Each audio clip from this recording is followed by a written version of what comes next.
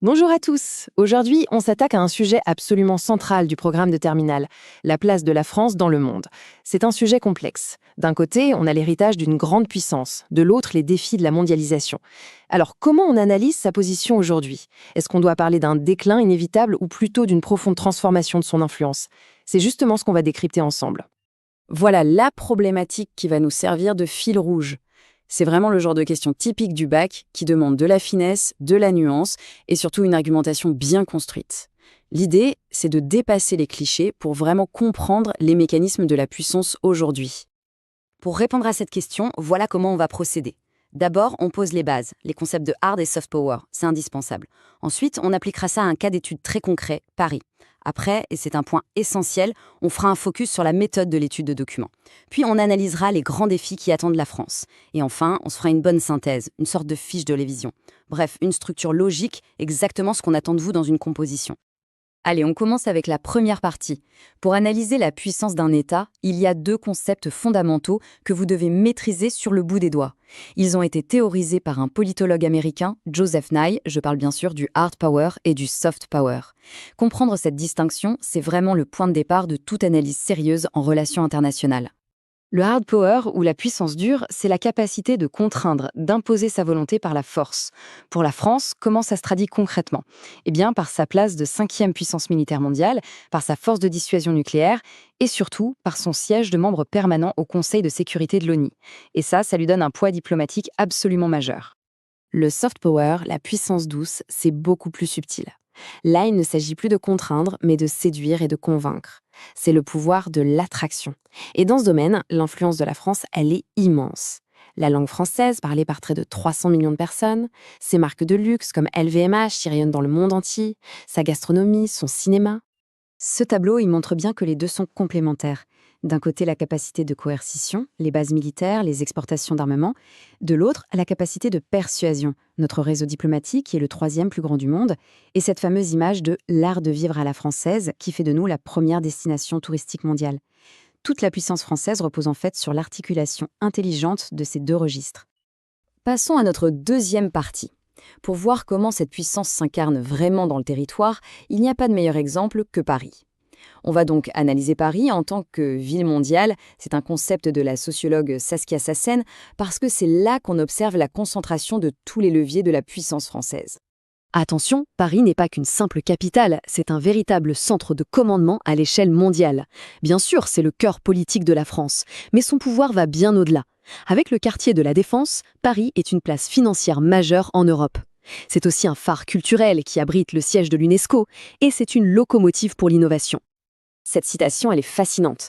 Elle illustre parfaitement comment une industrie créative, comme la mode, devient un outil de rayonnement mondial. La Fashion Week de Paris, avec plus de 300 défilés chaque année, ce n'est pas seulement un événement commercial, c'est une démonstration de la capacité d'influence culturelle de la France qui façonne les tendances et les imaginaires de toute la planète. 10 millions. Ce chiffre est plus qu'une simple statistique. C'est le seuil symbolique du nombre de visiteurs que le musée du Louvre a franchi en 2018. Ça illustre de manière spectaculaire le magnétisme culturel de Paris. Aucun autre musée au monde n'atteint une telle fréquentation. C'est la preuve tangible, la preuve par A plus B de l'attractivité et du soft power de la ville. Justement, cette concentration de puissance à Paris, c'est typiquement le genre de choses qu'on pourrait vous demander d'analyser dans un document le jour du bac. Alors, on va changer un peu de perspective et se concentrer sur une compétence absolument cruciale pour l'épreuve, la méthode de l'étude critique de documents. Retenez bien ces 4 verbes d'action, c'est votre checklist. Présenter, contextualiser, analyser et critiquer. D'abord, présenter, c'est la carte d'identité du document. Ensuite, contextualiser. On le relie à ses connaissances, à son cours. Troisièmement, analyser. On extrait les informations principales, ce que disent les chiffres. Et enfin, l'étape la plus importante, critiquer. On prend du recul, on s'interroge sur ce que le document ne dit pas, sur ses limites. Bon, allez, appliquons cette méthode tout de suite. On a ici un tableau statistique. Il présente quoi? Le classement des puissances économiques mondiales en PIB à parité de pouvoir d'achat. Les sources, le FMI et le cabinet PwC. Le sujet, c'est l'évolution de la hiérarchie économique mondiale. Voilà, l'étape présentée est bouclée. L'analyse de ce tableau, justement, nous amène directement à notre quatrième partie. Qu'est-ce que ces chiffres nous disent sur l'avenir de la puissance française? Eh bien, ils soulignent l'un des défis majeurs, la montée en puissance de nouveaux acteurs économiques et la recomposition complète des équilibres mondiaux. L'analyse est assez claire. Si on décrit les données, on observe que la France perdrait 2 places dans ce classement mondial en un peu plus de 30 ans. On serait dépassé par des puissances qu'on appelle émergentes, comme la Turquie. Ça, c'est l'information principale, factuelle qu'il faut extraire du document. Ce graphique permet de bien visualiser la tendance. Ce recul dans le classement s'explique par une croissance économique beaucoup plus rapide des pays émergents. L'Inde, par exemple, qui deviendrait la deuxième économie mondiale, ou l'Indonésie. On le voit bien, la hiérarchie économique du XXe siècle est en pleine mutation. Et là, on arrive à l'étape cruciale de la critique, de la nuance. Attention au mot déclin. Il ne s'agit pas d'un déclin absolu. Le PIB de la France, en valeur, va continuer d'augmenter. Il s'agit d'un déclin relatif, c'est-à-dire que notre part dans l'économie mondiale diminue parce que d'autres pays croissent beaucoup plus vite. Le bon mot n'est donc pas effondrement, mais recomposition. Allez, on termine avec une synthèse des points essentiels à retenir pour le bac.